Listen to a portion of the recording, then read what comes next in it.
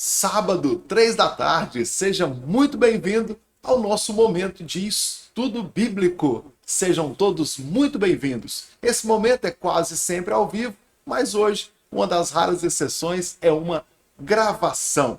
O tema está aí, parecendo o título de filme, né? A amizade que custou um reinado.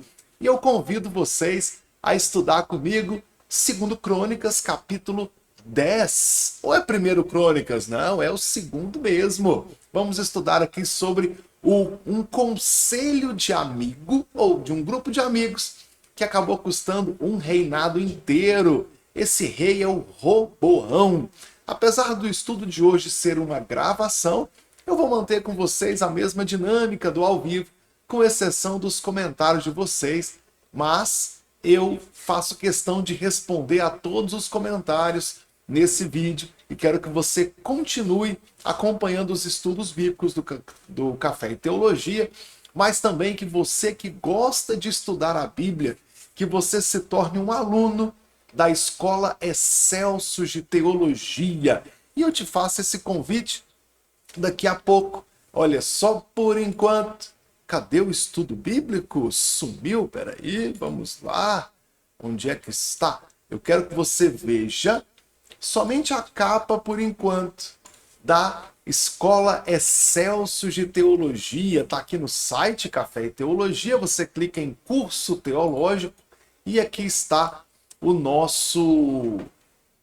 resumo do que é a Escola Excelsius de Teologia. Mas daqui a pouco a gente comenta sobre ela. Por enquanto, quero lembrar você que esse grupo, esse estudo que acontece sábado à tarde, ele tem também um grupo de estudos no WhatsApp, que é o segundo link na descrição desse vídeo. Quem participa desse grupo, participa também do nosso círculo de oração. Nós oramos diariamente pelos pedidos que eu também coloco meus pedidos lá, que está na descrição do grupo de WhatsApp. Mas de vez em quando eu mando no grupo também para que todos se lembrem não só de orar, como de registrar o seu pedido. E agora, sem mais apresentações, vamos para o nosso estudo bíblico então. Abra sua Bíblia aí, 2 Crônicas, segundo livro das Crônicas dos Reis de Israel, capítulo 10. Para ambientar você nessa história, vamos lembrar que a história da monarquia de Israel começa com o rei Saul. Ao final do período dos juízes, ao final dos juízes, Samuel é o último juiz e ele faz essa migração do governo dos juízes, né, uma espécie de teocracia que acontecia lá. Eu falo uma espécie no sentido de governo de hoje, tá? Dos modelos de governo que temos hoje. E ele transfere então Israel dessa teocracia para uma monarquia. Saul é o primeiro rei. Saul começa muito bem, mas sabemos que o final da história ele não se sai tão bem assim. É sucedido por Davi, que apesar de muitos tropeços, ele é o grande rei de Israel. Quando se fala da linhagem de Davi, até para citar Jesus, né? Eu lembro de Davi, o grande rei de Israel. A Bíblia fala de Davi, que é o homem segundo o coração de Deus. Não, esse é o grande homem. Davi é sucedido por Salomão, marcado por sua sabedoria, consequentemente por sua riqueza, por ótimas alianças comerciais. O Israel não entrou em batalha durante o reinado de Salomão, então também tem grandes avanços. Quando Salomão morre, quem assume o reino é Roboão. E isso acontece em 931 a.C. E o sucessor do prestígio de Davi, da riqueza de Salomão, vai agora começar um reinado. E esse é o nosso tema de hoje. Então eu convido vocês, abre aí a sua Bíblia ou fica de olho na tela. 2 Crônicas, capítulo 10. Aqui estamos na coroação. Roboão foi para Siquém, Roboão foi a Siquém para que o povo de Israel o proclamasse rei. Mesmo tendo ele sendo da linhagem real, tendo legitimidade ao trono, era preciso que o povo o aclamasse rei de Israel. Então aqui no versículo 1 não tem nada demais senão a coroação de Roboão.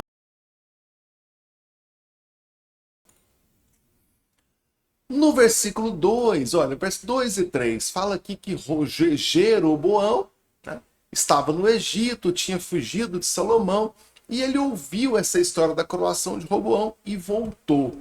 Isso aqui tem uma questão comum, quando muda a liderança, é normal que novas alianças sejam feitas, que acordos sejam revistos, e por causa disso, Jeroboão procura Roboão, né? Ficou quase um trava-língua aqui, por isso estou falando mais devagar, para poder estabelecer ali novas relações comerciais. E é o que vai acontecer agora.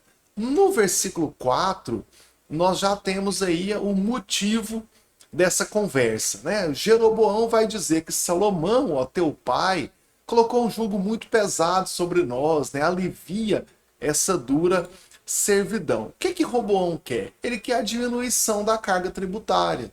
Sabemos que Salomão fez muitos gastos, ele tinha uma coroa muito cara, por causa dos seus muitos casamentos, muitas relações comerciais, e a proposta ali era: abaixa a carga tributária, que vai ser muito bom para nós, né? É isso o que nós precisamos. No versículo 5, Roboão pede 3 dias para pensar. Normal, né? Grandes decisões não se deve mesmo tomar de cabeça. Só que no versículo 6, olha só, o rei acabou se aconselhando, ele buscou conselho, né, com os anciãos, com pessoas que tinham sido conselheiros de Salomão no reinado de Salomão. E o que eu devo fazer? Final do 6. Que no versículo 7 os anciãos respondem: olha, se você for bondoso com eles, se você agradar a eles, eles vão te servir para sempre. Só que no 8, olha só, ele deixou o conselho dos anciãos e buscou o conselho de jovens que tinham crescido com ele, né? Dos atuais conselheiros do rei, desses mais novos. E aí, qual que foi o conselho dos mais jovens? E aí, vão me dizer, alivia o jugo que teu pai nos impôs? E os jovens, né, esses conselheiros mais jovens responderam: não, de jeito nenhum, teu pai foi pesado, mas alivia sobre nós. Você vai falar o seguinte, ó, assim ele falarás: o meu dedo mínimo é mais grosso que a cintura do meu pai. Se meu pai pôs um jugo pesado, eu vou aumentar ainda mais. Meu pai castigou com açoite, eu vou castigar com escorpião. Olha só, gente. Olha aqui o conselho dos anciãos. Se você for bondoso, eles vão te servir para sempre. O que os conselheiros mais jovens falam? Bate mais. O meu dedo mínimo é mais grosso que a cintura do meu pai, né? Eu vou castigar muito mais. Chega no versículo 12. Olha o que vai acontecer agora. Ele, quando dá os 3 dias que Jeroboão volta, ele vai lá e dá a resposta, tá? Jeroboão veio com todo o povo, né, para Roboão, o 3º dia, conforme o rei havia ordenado. 13. O rei respondeu asperamente e, deixando o conselho dos anciãos, falou: meu pai fez pesado o vosso jugo, mas eu vou aumentar ainda mais. Meu pai castigou com açoite, eu vou castigar com escorpião. Ele ouve então esse grupo de conselheiros, que é então mais jovem. Beleza. Versículo 15. O rei não deu ouvidos, porque essa mudança vinha de Deus. Que coisa, hein? Para confirmar a palavra que o Senhor tinha dito a Jeroboão. Pessoal, eu estou lendo na Bíblia Almeida do século 21. Gosta dessa tradução? Quem acompanha os estudos já sabe. E eu estou usando o site Bible, que ó, site Bible, dá para aparecer aqui na tela. Bible.com, bem no cantinho tem o ícone de uma Bíblia do lado esquerdo. Bible, né? Bible.com/Bible, né? Bible.com. Vamos lá. Se eu colocar o mouse aqui em cima, ele vai me dar os textos relacionados a esse versículo. Em vários lugares nesse site aqui a gente consegue isso. Aqui ele me aponta 1 Samuel 2 e 1 Reis 11, do 29 em diante. Eu já deixei separado aqui para achar mais fácil, olha só. Aqui eu estou em 1 Reis, ó, lá 1 Reis, capítulo 11, tá? Lá no versículo 29, lá embaixo, leia aqui comigo. Naquele tempo, Jeroboão subiu a Jerusalém e o profeta Aías o encontrou no caminho. 30, Aías pegou uma capa nova, rasgou em 10 pedaços e disse para Jeroboão: toma esses 10 pedaços para ti, porque assim diz o Senhor Deus de Israel: eu rasguei o reino de Salomão e a ti darei 10 tribos. Deus enviou o profeta para falar para Jeroboão: vou dividir o reino, das 12 tribos, 10 serão suas. Ok, volta para Crônicas, 2 Crônicas capítulo 10. Chegou no 16, pessoal, quando todo Israel viu que o rei se recusava a dar ouvidos, eles começaram uma rebelião. Eles não aceitaram que as suas queixas não fossem ouvidas, a ponto de rejeitar o próprio Davi. Olha só, que temos nós com Davi? Não temos herança com o filho de Jessé. As tuas tendas, ó casas, cuida da tua casa, ó Davi. E então todo Israel foi para casa. Eles estavam errados em ser rebeldes contra a linhagem de Davi. Afinal de contas, foi Deus quem colocou Davi. Deus colocou Saul, mas também tirou. Deus colocou Davi, abençoou ele. Roboão é o descendente do trono, tá? Isso aí não está em discussão. No entanto, tá vendo aqui que o erro nessa tomada de decisão desencadeou uma revolta entre o povo. O povo de Israel se rebeliou contra o rei por causa da carga tributária, por causa dessa tomada de decisões aqui que não foi tão boa. Olha o versículo 17. Mas Roboão reinou sobre os israelitas que moravam na cidade de Judá.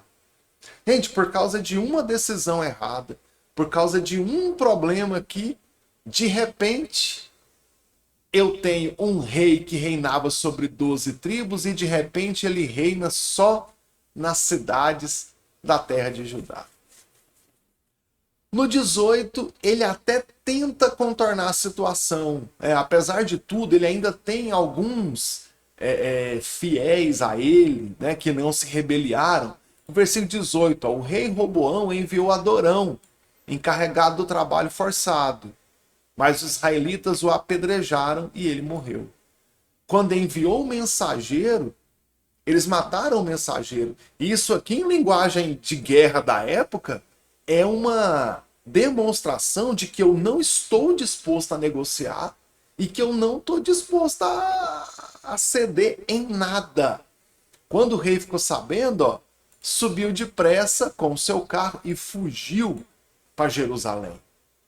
E o capítulo termina declarando que assim Israel se rebeliou contra a dinastia de Davi até hoje. Vamos fazer uma comparação aqui olhando para o texto? Lá no versículo 7, ó. Aqui são os sábios anciãos. Se você for bondoso, eles vão te servir para sempre. Quando eu olho para o versículo, é o 16, onde é que fala que o rei foi áspero. Ao 13, olha aqui, ó. O rei Roboão lhes respondeu asperamente. Qual que era o conselho dos mais velhos? Seja bondoso. Qual foi a resposta do rei no 13? Respondeu asperamente. O que aconteceu aqui? O povo revoltou, não aceitou a autoridade do rei, acabou dividindo o reino, a ponto do rei ter que sair correndo, porque mataram até o mensageiro que eles mandaram. Existe uma certa ética na guerra desse período aqui, em que você não mata o mensageiro. O mensageiro tem salvo-conduto para entrar em zona de combate em território inimigo e levar a mensagem. A mensagem poderia ser uma rendição, poderia ser um acordo de paz. Estou falando de guerra, tá? Quando o rei manda o mensageiro, a linguagem é essa. Quando mata o mensageiro, o rei vê que não tem mais negociação, já degringolou, né, já não tem mais o que fazer, e que agora é fugir. E aí aqui no versículo 19, já fala que até o dia que o livro de Crônicas foi escrito, pelo menos, eles estavam em rebelião contra a dinastia de Davi. Olha que esse conselho dos mais jovens e tudo isso que se passou aqui fez com que eles fossem contra o próprio Davi, quer dizer, a dinastia, a linhagem de Davi, que tivessem contra eles aqui. Foi isso o que aconteceu. Esse foi o grande problema. Aqui em Crônicas não deixa tão claro que a rebelião era que houve a divisão do reino, tá? Mas fala só que Roboão governou na cidade de Judá. Mas se eu comparar o texto, lá em 1 Reis, no capítulo 12, já está na tela aí, ó, 12, que vai falar da divisão do reino, lá no versículo 20, ele comenta direitinho, olha aqui, ó. Quando todo Israel soube que Jeroboão havia voltado, mandaram chamá-lo para encontrar a comunidade. Eles o proclamaram rei sobre todo Israel. E não houve ninguém que quisesse a dinastia de Davi, senão somente a tribo de Judá. Só, vamos comparar de novo? Eu não vou cansar de mostrar essa comparação para vocês. Versículo 7. Né? Seja bondoso e eles vão te servir para sempre. Versículo 13, ele faz ao contrário, respondeu asperamente e deixou o conselho dos anciãos para lá. Aí eu venho para 1 Reis, capítulo 12, não houve ninguém que quisesse a dinastia de Davi, senão a tribo de Judá. Que coisa, hein, gente? Que coisa. É isso. Aí eu volto aqui para Crônicas, segundo Crônicas, capítulo 10, que é o nosso tema de hoje. E está aqui, ó, falando dessa insurreição, né, contra o rei. Pessoal, eu acho que eu já deixei claro aqui onde é que eu quero chegar com esse capítulo que estou expondo para vocês. Não quero apontar uma amizade específica, até porque o texto bíblico não me dá especificamente um amigo, né? Não aponta uma pessoa. Mas veja só, eu tenho o conselho de anciãos velhos, né? De anciãos, de pessoas mais velhas que reinaram, ajudando no reinado de Salomão. Né? Quando Salomão reinava, ele era conselheiro de Salomão. Salomão era o grande sábio. E mesmo assim ele tinha conselheiros, e eu tenho conselheiros que conversavam, que conheciam o próprio Salomão. Agora um rei mais jovem tem a possibilidade, tem o privilégio de se aconselhar com esses mais velhos que tantas vezes aconselharam o próprio Salomão e ele despreza para ouvir pessoas que cresceram com ele, tinha a mesma idade que ele, tinha a mesma percepção da vida que ele. E olha quanto problema ele causou por ouvir conselhos errados. Veja quantos. E eu quero chamar a sua atenção, eu chamo a minha também, para que eu passe a valorizar aqueles mais velhos, para que eu passe a valorizar pessoas mais idosas, pessoas mais maduras, que sabem muito da vida e podem muito nos ensinar. Eu vejo isso até em nossas igrejas. Quantas igrejas desprezam a autoridade daquele ancião, aquele diácono de 80 anos de idade, que às vezes serve a Deus na mesma congregação a vida inteira. Não é um teólogo, não é um pastor, não é ali uma pessoa muito influente na igreja, mas é um sábio, porque a idade trouxe sabedoria. Quantas igrejas eu vejo que muitas vezes a liturgia do culto, com as cores das paredes, com o som ligado, com a iluminação, acaba criando um ambiente desagradável para os mais velhos, e eu tenho uma igreja de jovens. E quem é a sustentação moral da igreja, senão os mais velhos? Não podemos desprezá-los, temos que aprender com eles. Muitas vezes eu estou indo por um caminho errado. Alguém mais jovem não vê que ele está indo para o caminho errado, o mais velho vê. Ouça essas pessoas, ouça esses conselhos. Um conselho errado dividiu o reino. Um conselho errado fez o rei, que em um momento teve a audácia de ser grosso, de ser áspero com uma pessoa. Momentos depois, aqui não fala exatamente quanto tempo, mas em outro momento teve que sair correndo, fugindo da ira do povo, porque não soube negociar, não soube abrir mão, não soube utilizar as ferramentas que tinha ali, que era baixar a carga tributária, ter um gasto menor com a coroa do que teve Salomão, manter a unidade, estabilidade do reino, do reinado dele, e acabou perdendo o reinado, sendo ele o responsável por Israel ter 2 reis, dividindo o povo, dividindo a sua própria nação, porque escolheu um conselho errado. E quantas vezes eu vejo pessoas ouvindo conselho, até de pessoas mais jovens que ele, com menos experiência da vida que ele e ela, e muitas vezes abandonando o conselho de pessoas mais experientes, mais maduras, capazes, certamente, de nos ajudar muito mais com isso. Então, convido você a ler novamente o capítulo 10 de 2 Crônicas e meditar sobre isso e aplicar na sua vida o quanto nós podemos aprender com esse texto, com essa atitude, e assim errar menos, valorizando os mais velhos perto de nós, ouvindo o conselho desses anciãos, desses homens e mulheres que tanto podem nos ajudar, com a idade que têm, com a experiência que já alcançaram, para que nós possamos aprender com os erros deles no passado e não tenhamos que cometer os mesmos, né? E não sejamos nós os responsáveis por dividir a igreja, dividir famílias, talvez até na empresa que você trabalha, as decisões que você toma lá. Então, faça esse convite para você, que você faça isso. E deixe os comentários aí no vídeo. Estamos numa gravação, mas eu faço questão de responder os comentários, tudo que você disser aí. E antes de ir embora, quero que você conheça a Escola Excelsius de Teologia, tá? Aqui, se você procura um curso bíblico completo, um seminário, tanta gente por aí procurando um curso médio teológico, procurando um curso de seminário teológico. Você que é obreiro, que é pastor, que precisa aprender um pouco mais, dá uma olhada aqui na minha escola. Esse link é o primeiro link na descrição desse vídeo, vem direto para cá.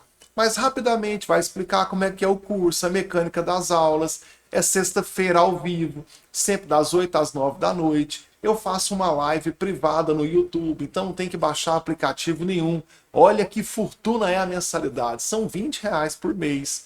Clicando nesse vídeo, você tem uma gravação explicando como é que é o curso.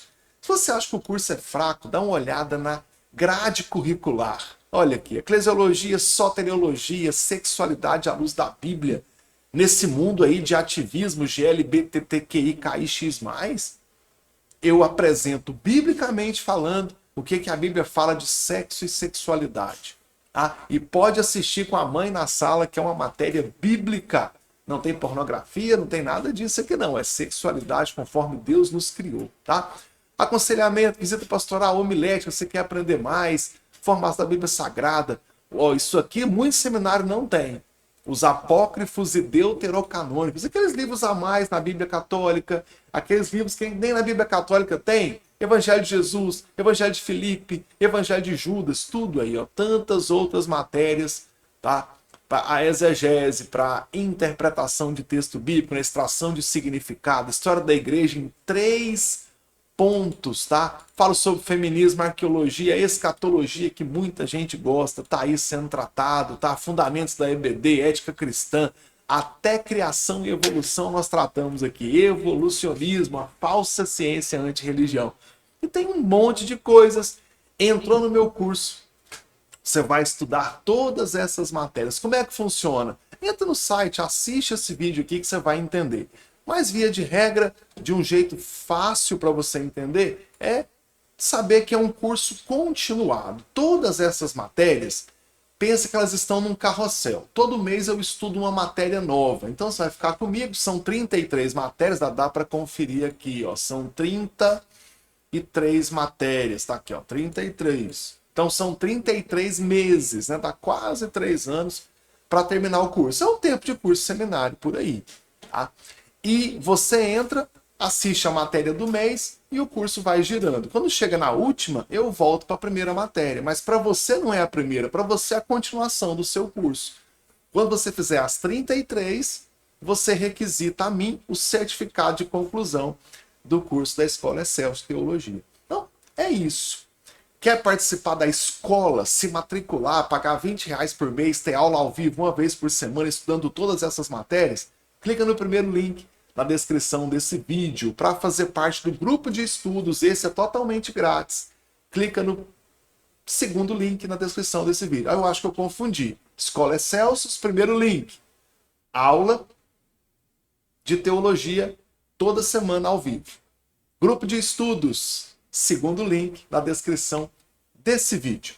Então é isso. Obrigado por ter acompanhado até aqui. Te espero como aluno matriculado da Escola Excelsior de Teologia. E nos vemos nos próximos vídeos do canal e certamente sábado que vem às 3 da tarde com outro estudo bíblico para você. Então é isso. Deus te abençoe. Nos vemos nos próximos vídeos divulgados aqui. Fiquem sempre na paz do Senhor. E eu fico por aqui.